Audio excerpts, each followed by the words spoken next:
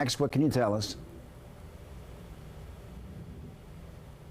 Well, Mark and Tosin, I mean, you guys just heard what Chief Davis had to say at the press conference, and we'll step aside and show you what things look like now as they continue their investigation of this traffic stop turned deadly encounter. Of course, the two police officers who were shot by that person who was pulled over driving the car down the road here just off Route 50 in Chantilly, he was pronounced dead at the hospital. The two officers that police say were shot are both in the hospital, but they will live. The chief describing their injuries as non-life-threatening to their arms. This was really a team effort from Fairfax County Police. The chief saying that it started off with one officer conducting a traffic stop and ended up when the driver was being combative, in the chief's words, and not following directions of that officer who pulled him over.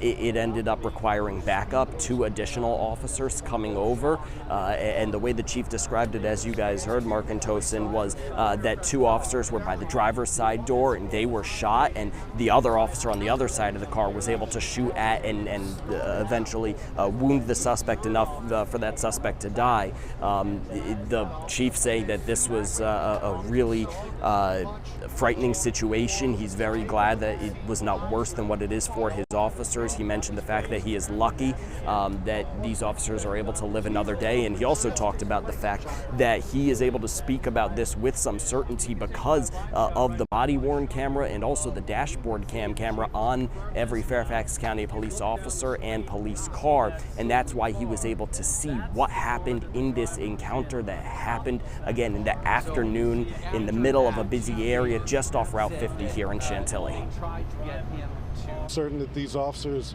are lucky to be alive. I'm certain that they were fired upon by a gunman whose intention was to kill them. And I'm certain that the bravery exhibited by the 3rd officer on the scene ultimately saved their lives. And thank God for body-worn cameras, because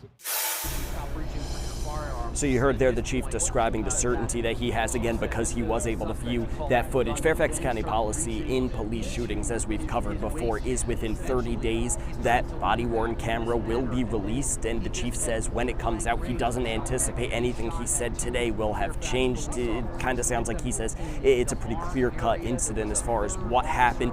The main questions we still don't know right now, of course, who was the person who was shot and killed by police in the car who fired upon 2 police officers. All Chief Davis said was it was a man in his 30s, and we are waiting to learn more about him, expecting that his name at least will be released within the next day. But we do know that that man was pulled over for sort of driving erratically, speeding, slamming on the brakes. That's what started the traffic stop that led to the situation that we're reporting on here today. Reporting live in Chantilly, Max Marcilla, DC News Now, back to you.